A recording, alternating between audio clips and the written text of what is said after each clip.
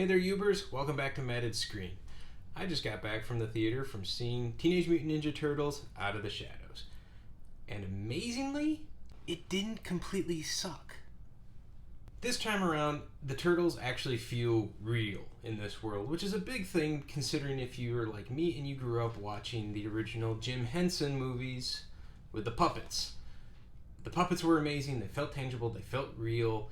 That 2014 movie that I think most people would rather forget, none of it really felt real. The turtle voices were great, however, the turtles themselves just didn't feel part of the movie. This time they actually feel a part of the movie. They actually feel like they have weight, they feel like they have presence. If you're like me at all and you grew up watching the show, you read the comic books, you collected all the action figures, you went to both movies opening day, you could actually have a fun time with this movie.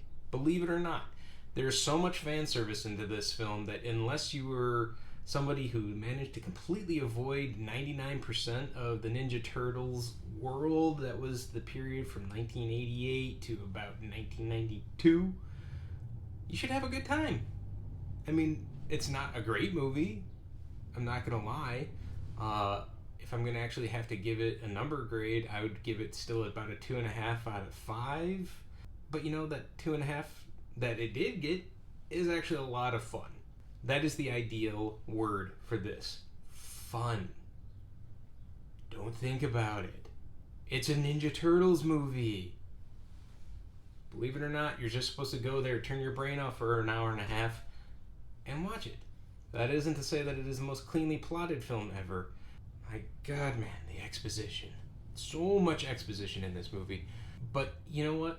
This is also a movie that's designed for the little kid sitting next to you in the theater who's probably spilling his soda on your jacket and you can't say anything because his dad is sitting right next to him and he's a really big guy and you don't want to piss that guy off because his son is having a good time spilling his soda and wiping his greasy fingers on your jacket sleeve because, you know, it's a packed theater and you can't really do anything with your arms. That's this kind of movie. Where the movie gets everything right, like I said before, is the Turtles. They're wonderful in this. It feels like they actually brought the cartoon to life in some genuine way here. All the voice acting is fantastic. Splinter, although he is a much less important character this time around, he does have his moments. Where the movie really fails is the humans.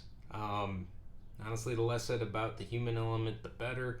But needless to say, Megan Fox, she doesn't do a whole lot in this movie. She's kind of just there to fill the April O'Neil quota.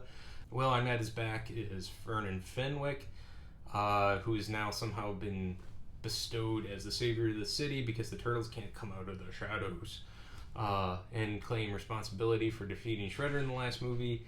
He's there for about 5 minutes and he's annoying through all 5 of it. I could have done without him completely.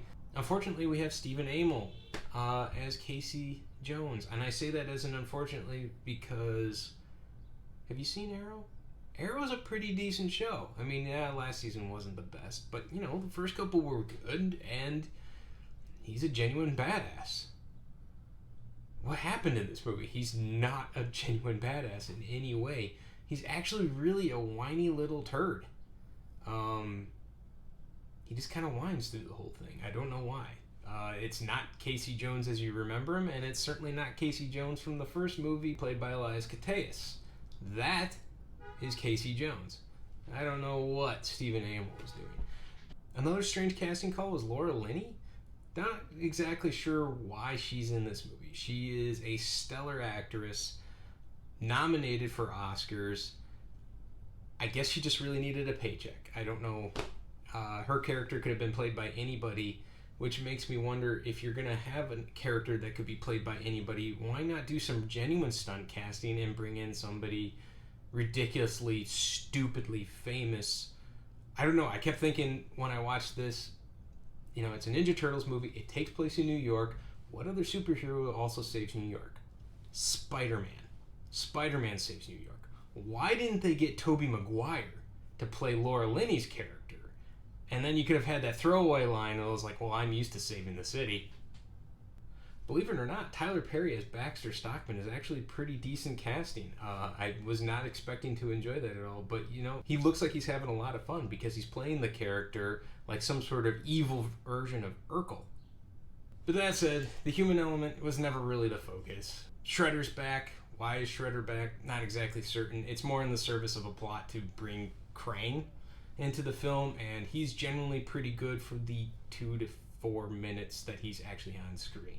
Hate to tell you kids, if you're actually hoping to see a lot of Krang in this movie, he's just not in it for this one. It feels like an introductory round for Krang because they kind of, without giving away too much of a spoiler, he's set up as some sort of a villain for later down the line, which is fine. Gary Anthony Williams as Bebop, and Stephen Farley, aka Sheamus, as Rocksteady, was just amazing casting. They got that dynamic of these two dim-witted idiots knocking each other around as a warthog and a rhinoceros. That was just the fun of the whole movie. Like I said, Teenage Mutant Ninja Turtles Out of the Shadows is a 2.5 out of 5. It's not amazing, but I had fun. I turned my brain off. It's nowhere near as bad as the average Transformers movie, and it certainly is leaps and bounds better than the last film, which by this range of things means the movies can only get better from here. I hope. One can hope. Anyway, that's my review for Teenage Mutant Ninja Turtles Out of the Shadows. I hope you enjoyed, but don't take my word for it. Go see the movie yourself. If I helped you decide whether or not this is something you want to go see, I appreciate that. If my review has helped you decide not to go see the movie at all, hey, then I did my job both ways. Just remember to leave your comments down below. I want to hear from you guys. Until next time, take it easy out there.